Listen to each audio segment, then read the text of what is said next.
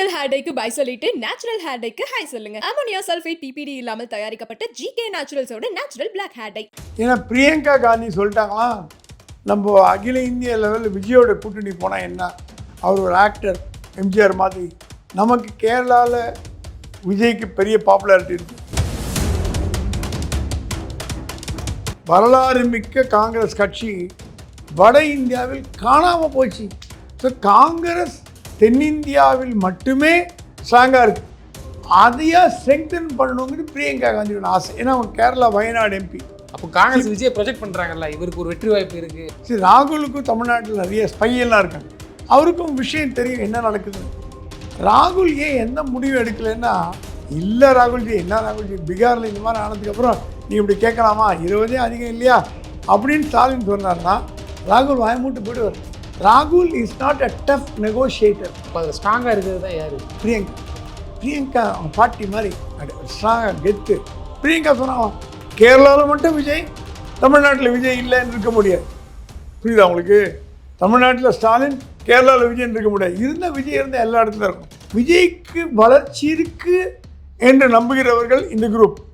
விஜயால் வேலைக்கு ஆகாது, திமுகவில் கொடுத்ததை வாங்கிக்கலாம் அப்படின்றது இந்த குரூப்.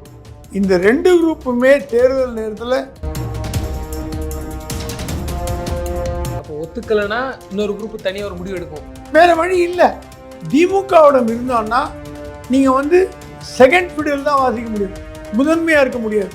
விஜய்கிட்ட போனீங்கன்னா துணை முதலமைச்சர் கேரண்டி அப்படின்ற ஒரு தூண்டில விஜய் போட்டு காத்துட்ருக்கார்.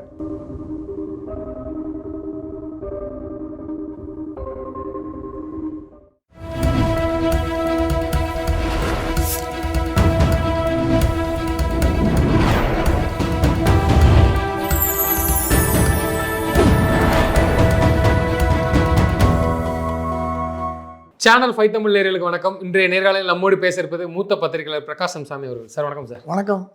திமுக கூட்டணியிலேருந்து காங்கிரஸ் அதிக 60 தொகுதிகளை வர கேட்குறாங்க, இல்லட்டா வெளியில் போக கூட இன்னைக்கு தயாராக இருக்கிறாங்க அப்படிங்கிற மாதிரியும் ஒரு தகவல் பரவுது. அவங்க வெளியில் போகிறதுக்கு ரெடி ஆகிட்டாங்க. ஏன்னா பிரியங்கா காந்தி சொல்லிட்டாங்களா, நம்ம அகில இந்திய லெவலில் விஜயோட கூட்டணி போனால் என்ன, அவர் ஒரு ஆக்டர் எம்ஜிஆர் மாதிரி. நமக்கு கேரளாவில் விஜய்க்கு பெரிய பாப்புலாரிட்டி இருக்குது, பாண்டிச்சேரியில் பாப்புலாரிட்டி இருக்குது, ஆந்திராவில் இருக்குது, தெலுங்கானாவில் இருக்குது. ஸோ தென்னிந்தியாவில் இப்போது காங்கிரஸ் கட்சின்னு பார்த்தீங்கன்னா வட இந்தியாவில் காணா போச்சு. ஒரு சுதந்திர போராட்ட காலத்து கட்சி, 150 ஆண்டு கால வரலாறு மிக்க காங்கிரஸ் கட்சி வட இந்தியாவில் காணாமல் போச்சு. எங்கேயுமே பூதக்கரடை வச்சு தேன்ற அளவுக்கு இருக்குது. தென்னிந்தியாவில் மட்டும்தான் ஸ்ட்ராங்காக இருக்குது. தமிழ்நாட்டில் ஸ்டாலின் தயவால் 10 எம்பி இருக்காங்க. கர்நாடகாவில் ஆட்சி அமைக்கிறாங்க, சண்டை கிட்ட போட்டால் கூட ஆட்சி இருக்குது. பாண்டிச்சேரியில் ஸ்ட்ராங்காக இருக்குது, கேரளாவில் ஸ்ட்ராங்காக இருக்குது, ஆந்திரா கர்நாடகாவில் ஸ்ட்ராங்காக இருக்குது. ஸோ காங்கிரஸ் தென்னிந்தியாவில் மட்டுமே ஸ்ட்ராங்காக இருக்குது. அதையா ஸ்ட்ரெங்தன் பண்ணணுங்கிறது பிரியங்கா காந்தியோட ஆசை. ஏன்னா அவங்க கேரளா வயநாடு எம்பி.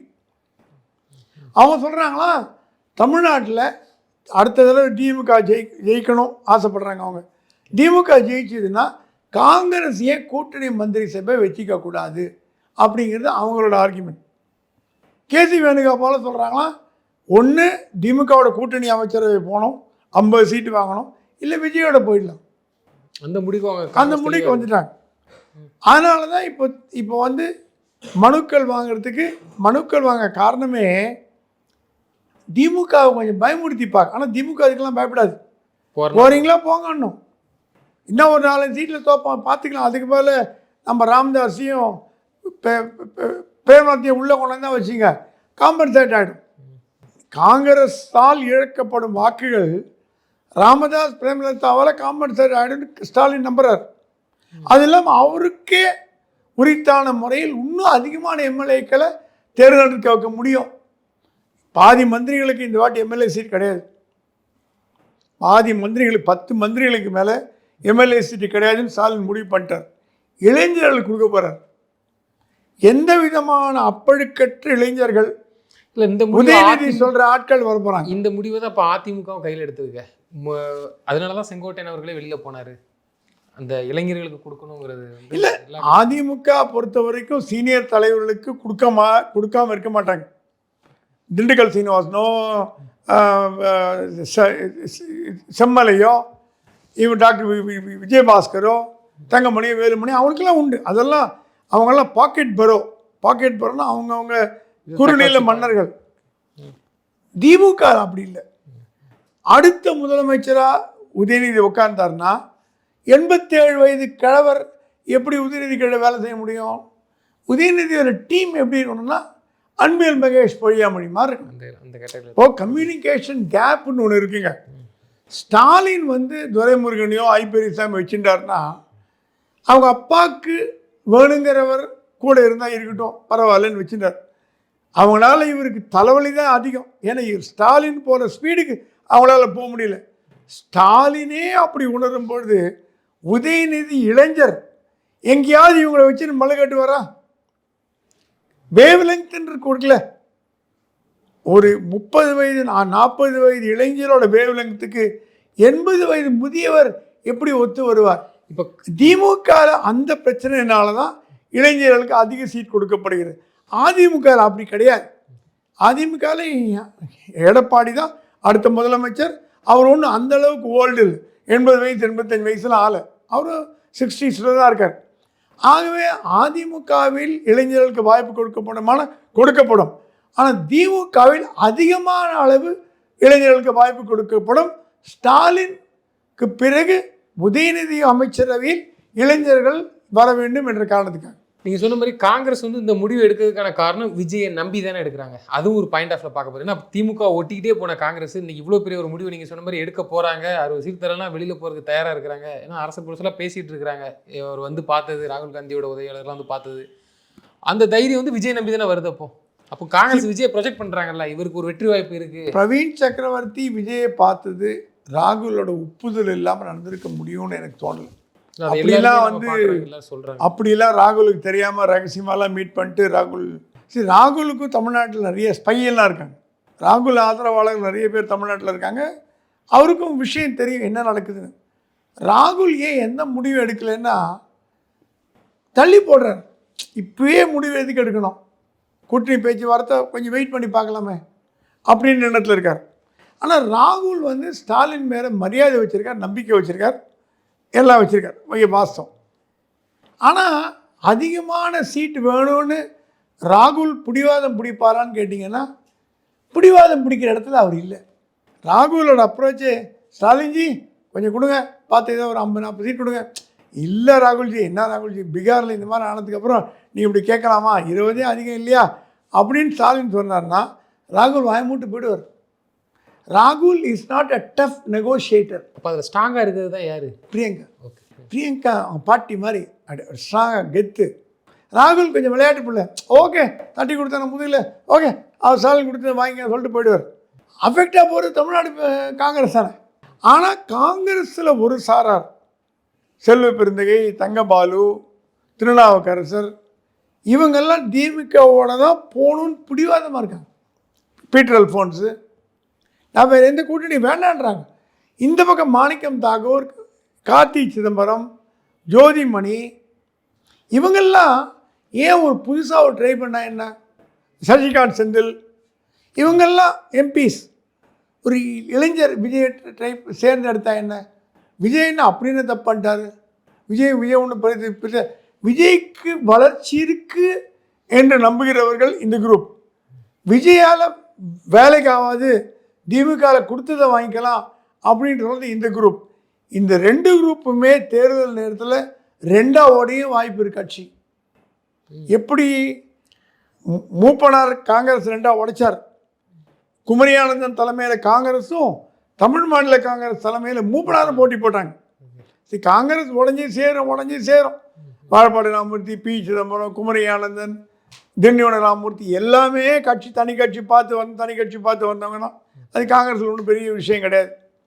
ஆனால் இப்போ இருக்கிற நிலைமையில் விஜய் கூட போவதற்கு செல்வ பெருந்தகையோ தங்கபாலுவோ திருநாவுக்கரசோ ஒத்துப்பாங்களான்னு கேட்டிங்கன்னா ஒத்துக்க மாட்டாங்க. அப்போ ஒத்துக்கலைன்னா இன்னொரு குரூப் தனியாக ஒரு முடிவு எடுக்கும். வேறு வழி இல்லை.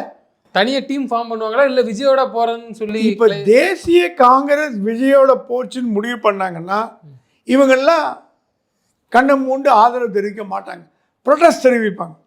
அந்த ப்ரொட்டஸ்ட் என்னவா இருக்கும், எந்த விதமான ப்ரொட்டஸ்டாக இருக்கும்னு நம்மளால் யூகிக்க முடியல. கட்சியை விட்டு உடச்சிட்டு வருவாங்களா, எதிர்ப்பு தெரிவிப்பாங்களா, போராட்டம் நடத்துவாங்களா, கன்வின்ஸ் பண்ணுவாங்களா, கேஎஸ்ஆர் மாதிரி அழுவாங்களா, என்ன பண்ணுவாங்கன்னு நமக்கு தெரியல. ஆனால் 2 விதமான ஒப்பீனியன் காங்கிரஸில் ஓடிட்டுருக்கு. திமுக நம்ப தகுந்த கூட்டணி 15 கொடுத்தா கூட ஸ்டாலின் ஜெயிக்க வச்சு காட்டுவார். ஸ்டாலினுக்கு வந்து சீட்டை கொடுத்து தோக்க வச்சு காட்டணுங்கிற புத்தி அவர்கிட்ட கிடையாது. 10 15 கொடுத்தா கூட அந்த 15 எம்எல்ஏ வந்துடும். நமக்கு சாலிடாக வராங்க. இப்போ 15 எம்எல்ஏ வருது, இதோட என்ன வேணும்னு கேட்குறாங்க ஒரு குரூப். எத்தனை நாளைக்கு ஸ்டாலின் நம்பி உட்காந்துட்டு இருக்கிறது? என்னங்க விளையாடுறீங்க? அதிகார பங்கு அதிகார பங்கு வேணாமா? 67 ஆட்சி எழுந்தோம், எப்போவாது நம்ம ஆட்சியை பிடிப்போம், நம்ம ஆளுங்கள்லாம் மந்திரியாக கூடாதா, வாரியம் கிடைக்கல, ஒரு கவுன்சிலர் கூட கொடுக்க மாட்டேன்றீங்களே அப்படின்னு காங்கிரஸில் சில இளைஞர்கள், கார்த்திக் சிதம்பரம், மாணிக்கம் தாக்கூர் போன்றவர்கள்லாம் எதுக்கு நம்ம பிஜேபி வளர்ந்துட்டு வரும் தமிழ்நாட்டில், நம்ம தேய்ச்சிட்டு வரோம். பிஜேபி அளவுக்கு நம்ம வளரணுன்னா தனியாக போட்டி போடணும். தனியாக போட்டி போட காங்கிரஸால் முடியாது. ஆனால் திமுகவிடம் இருந்தோன்னா நீங்கள் செகண்ட் ஃபிடில் தான் வாசிக்க முடியும், முதன்மையாக இருக்க முடியாது. விஜய்கிட்ட போனீங்கன்னா துணை முதலமைச்சர் கேரண்டி அப்படின்ற ஒரு தூண்டில் விஜய் போட்டு காத்துட்ருக்கார். விஜய்க்கு என்னென்னா, அவரை நம்பி அந்த கூட்டணி யாரும் வரல. எப்படி பாராளுமன்ற தேர்தலில் அதிமுக கதவை திறந்து வச்சு உட்காந்துட்டு எஸ்டிபிஐ மட்டும் வந்ததோ, அந்த மாதிரி விஜய் கூட்டணி என்னை தலைவராக சொல்லும் எந்த கட்சியும் நான் கூட்டணியில் சேர்த்து கொள்கிறேன் என்று விஜய் சொன்னால் கூட இதுவரைக்கும் யாரும் வரல. ஸோ எந்த கட்சி முதல்ல வரப்போகிறதுங்கிறத பார்த்து அப்புறம் தப்பான எல்லாம் வந்துடுவாங்களோ அப்படின்ற ஒன்று. விஜய்க்கு டைம் இஸ் த ஃபேக்டர். அவர் வெயிட் பண்ணலாங்கிறார். ஏன்னா ஒன்று ஜனவரி வெயிட் பண்ணுமே. விஜய் அவர் மேலே நம்பிக்கை இருக்காருன்னு கேட்டிங்கன்னா, அவர் மேலே 150% நம்பிக்கை வச்சுருக்காரு. என்னால் ஜெயிக்க முடியும், நான் தான் அடுத்த முதலமைச்சர், சேலஞ்ச் அப்படி கேட்குறாரு. அவர் பிரித்த நம்பிக்கை வச்சுருக்கார். அது எந்த அடிப்படையில் நமக்கு தெரியல. ஆனால் நான் அடுத்த முதலமைச்சராக வருவேன் அப்படிங்கிற நம்பிக்கையில் விஜய் ஸ்ட்ராங்காக இருக்கார். இல்லை, பிரியங்கா காந்தி கேரளா வயநாட்டோட எம்பியாக இருக்கிறாங்க. அவங்க கேரளாவை ஃபோக்கஸ் பண்ணலாம். நீங்கள் சொன்ன மாதிரி பிரியங்கா காந்தி விரும்புகிறாங்க. அப்போது 3 மாநிலம், பாண்டிச்சேரி, தமிழ்நாடு, கேரளா, அப்போது விஜயை வச்சு கவர் பண்ணது பிரியங்கா காந்திக்கு ஆசைங்கிறீங்க. ராகுல் காந்தி விட்டு கொடுத்துருவாரா? ஏன்னா இவர் தமிழ்நாட்டில் கூட்டணி பேசும்போது இவர் தான் வர ஸ்டாலின்கிட்ட பேசி இவர் தான் முடிக்கிறாங்க. இதில் 2 பேரில் யாருடைய பவர் இங்கே ஆதிக்கமாக இருக்கும் நீங்கள் நினைக்கிறீங்க? இல்லை, ராகுல் அடிக்கடி வெளிநாட்டுக்கு போயிடார், ஜெர்மனிக்கு போயிட்டார். அந்த மாதிரி இந்த முறை விட்டு கொடுத்துருவாரு. மாதம் கிளம்பி பார்லிமெண்ட் கூட்டத்தொடர் கூட இல்லை, ஃபாரின் போயிட்டார். அவர் வெளிநாட்டுக்கு போகிறது அவரோட உரிமை, நம்ம அது கேட்க முடியாது. அது ஏன்னு ஆனால் கட்சி பணிகள்னு ஒன்று இருக்குது. மல்லிகார்ஜுன கார்கே அவர் பாட்டுக்கு உட்காந்துருக்கார், ஒன்றும் பெருசாக ஒன்றும் பண்ணுறதா தெரியல. அவர் ஓய்வு எடுத்துருக்கார். பேருக்கு ஒரு நம்ம சீதாராம் கேசரி மாதிரி ஒரு தலைவராக இருக்கார், அவ்வளோதான். பிரியங்கா காந்தி, கேசி வேணுகோபால் 2 பேரும் கேரளாவை. இப்போ காங்கிரஸில் மல்லிகார்ஜுன கார்கே, ராகுல், பிரியங்காக்கு அடுத்த பெரிய தலைவர் யாருன்னு பார்த்தீங்கன்னா ஜெயராம் ரமேஷ் கூட இல்லை, கேசி வேணுகோபால். அவர் கேரளாக்கார். அவர் அடுத்த கேரளா முதலமைச்சராக வரணும்னு ஒரு கனவுல மதக்கிறார். அதுவும் தப்பு இல்லை. ஏன்னா கேரளாவில் அடுத்தது டிஃபால்ட்டாக காங்கிரஸ் தான் வரணும். ஏன்னா 10 ஆண்டு காலம் மார்க்சிஸ்ட் இருந்தாச்சு, காங்கிரஸ் வரணும். ஆனால் காங்கிரஸில் உட்கட்சி போர் சத்தியமூர்த்தி பவனோட அதிகமாக நடக்குதுங்க.